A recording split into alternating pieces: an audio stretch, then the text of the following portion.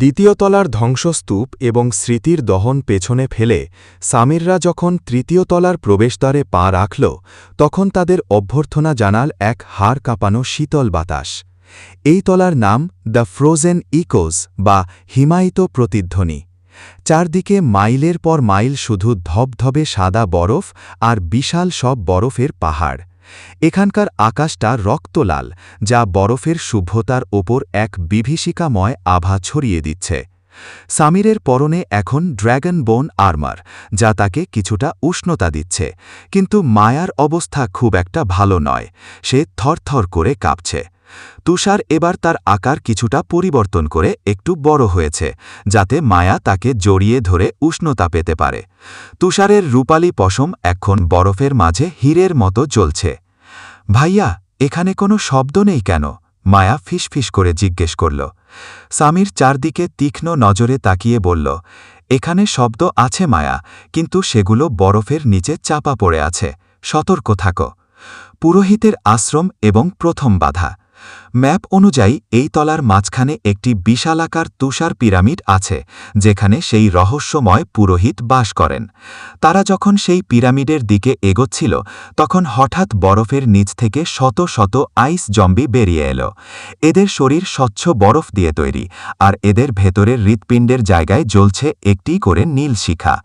সামির তার তলোয়ার বের করল, কিন্তু এবার তলোয়ারের নীল আগুনের সাথে মিশে আছে কুচকুচে কালো ছায়া। সে এক কোপে ৩টি জম্বিকে চূর্ণ করে দিল। কিন্তু অদ্ভুত বিষয় হল, জম্বিগুলো ধ্বংস হওয়ার পর তাদের সেই নীল শিখাগুলো বাতাসে মিলিয়ে না গিয়ে সামিরের তলোয়ারে এসে শোষিত হতে লাগল। সিস্টেম আপডেট: আপনার তলোয়ার সোল ইটার বা সোল ইটার মোড সক্রিয় করেছে। প্রতিটি আত্মা আপনার তলোয়ারের শক্তি 1% বাড়িয়ে দিচ্ছে। সামির 1 ঘণ্টা ধরে সেই অবিরাম জম্বিদের সাথে লড়াই করল। তার প্রতিটি পদক্ষেপে বরফ লাল রক্তে ভিজে যাচ্ছিল। লড়াই শেষে তারা পিরামিডের বিশাল দরজার সামনে পৌঁছাল।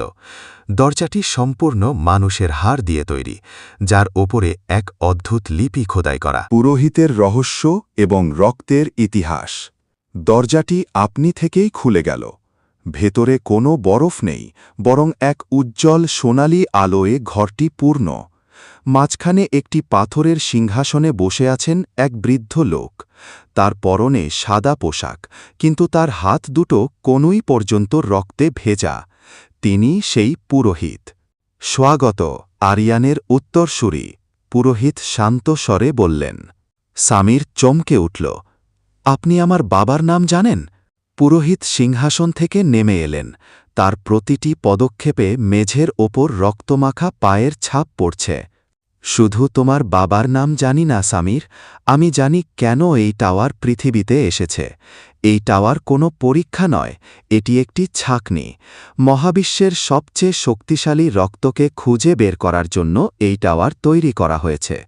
আর তোমার শরীরে বইছে সেই প্রাচীন রাজা বা এনশেন্ট কিংয়ের রক্ত।